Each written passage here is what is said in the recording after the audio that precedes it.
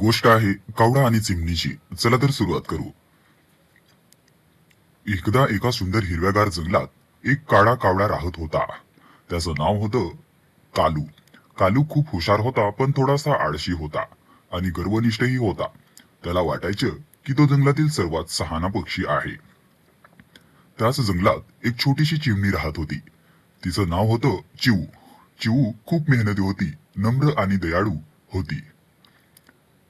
ती रोज सकाळी उठून अन्न गोळा करायची, आपले घर स्वच्छ ठेवायची आणि इतर पक्ष्यांनाही मदत करायची.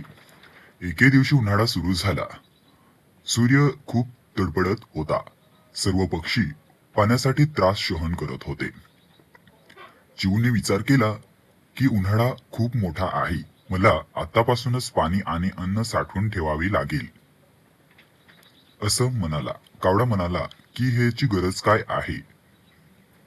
आहेस, आराम कर जरा, असा कावडा म्हणाला.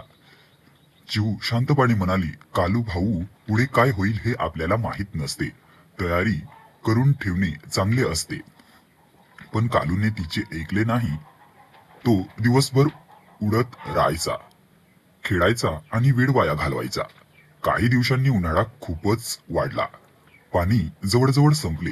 सर्व पक्षी तहानाने त्रस्त झाले. कालूला खूप तहान लागली होती. तो इकडे तिकडे पाणी शोधू लागला. पाणी कुठेच मिळत नाही. शेवटी तो थकून एका झाडावर बसला. तेव्हा त्याने पाहिले की चिऊ तिच्या खड्ड्यातून शांतपणे पाणी पित आहे. कालूला खूप लाज वाटली. तो हळूच तिच्याकडे आला आणि म्हणाला की मला थोडंसं पाणी द्या. चिऊताईंनी त्याला पाणी दिले. कालूने पाणी पिले आणि त्याला खूप बरे वाटले.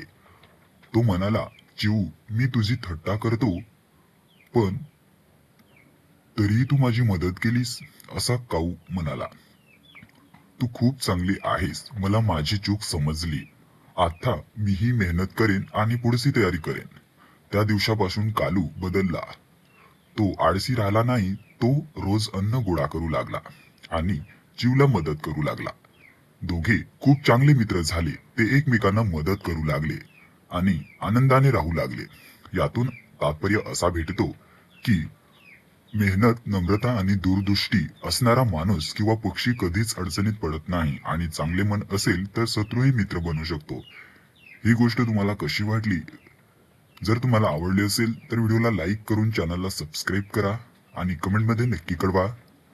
धन्यवाद.